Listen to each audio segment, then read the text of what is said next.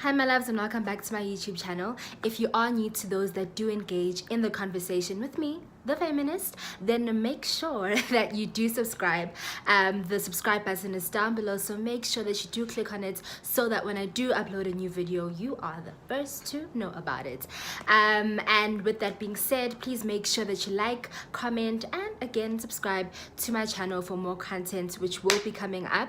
I have so many exciting new things that I have planned. I just need to structure it properly, and in due time I will notify all of my subscribers about how I'm going to change the structure of my channel, because I do realize that a lot of people ask me a lot of questions on Instagram and through other social media platforms that don't necessarily pertain to feminism but pertain to something else about me. And I think, why not integrate that and change the whole structure of my channel so that everyone gets the content that they like, and that all the questions that I get in my DMs on Instagram are finally answered. So yeah, that will be coming up in due time, but stay tuned for more information. Besides that, and getting all of that out of the way, I'm so excited to be filming this video because I heard something very exciting this week with regards to the changing of the disparities between men and females within the political structures of our country. So that is incredibly exciting, So if you didn't know, and if you're living under a rock in this country, I'm excited that our president announced that 50% of ministers in our country for the next term of the ANC obviously are women. And even more exciting is the fact that government is finally making or enacting legislation that will ensure that female players in Banyana are paid the same amount and remuneration as men in Bafana Bafana. And I got an email from the Commission for Gender Equality, because I'm part of their media listings, whatever, and they have been fighting and advocating for that change, and finally that change is being implemented. So that's pretty exciting. You know, we always talk about how there isn't really much progress going on in our country, and we don't see the changes, and not much is being done by government, corporate spaces, or creative spaces to ensure that the narrative actually changes.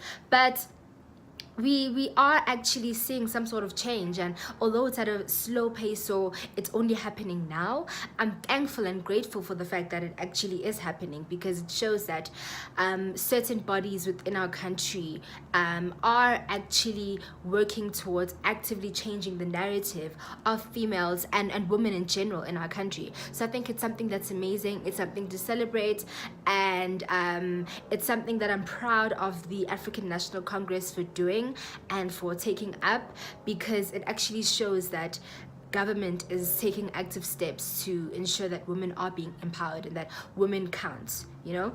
And I think it's a long time coming for our country.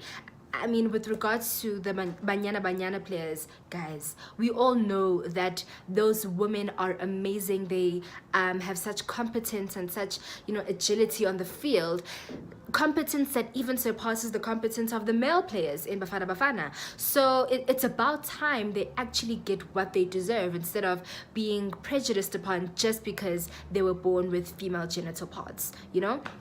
It's insane. And I think within government also, it sends out a huge message to the average, you know, young black girl that it is possible for you to be in government and to lead and to set the precedent. And I think it's something that's so powerful, because if our government is actually taking active steps towards showing everyone else in our country that it is time to give women leadership positions, and if that precedent is being set at government level, it sets the hierarchy of all the economic, social, and political role players, you know, will follow it. Because if your leader is showing you how to act, and if they're making good decisions, I think, and I'd like to presume, that all the followers and everyone within that hierarchy would adopt what their leader is obviously doing. So it just goes to show that more businesses that are key role players, you know, JC listed companies and creative spaces, if they can see that government is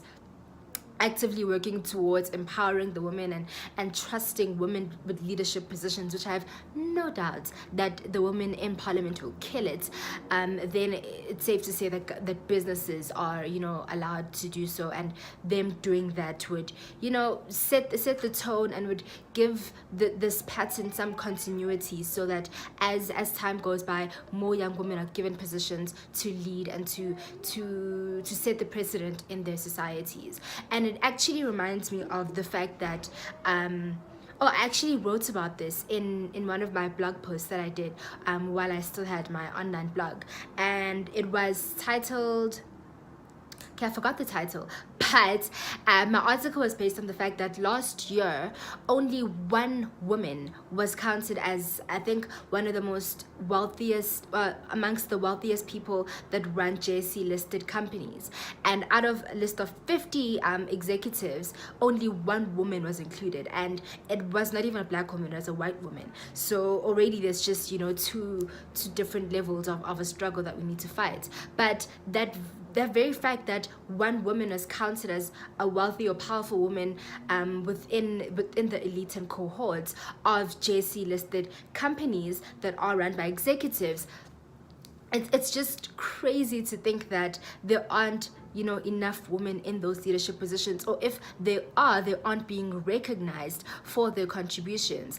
And again, you know, political, economic, social structures can be very patriarchal, and everything within our society is run by the framework of patriarchy.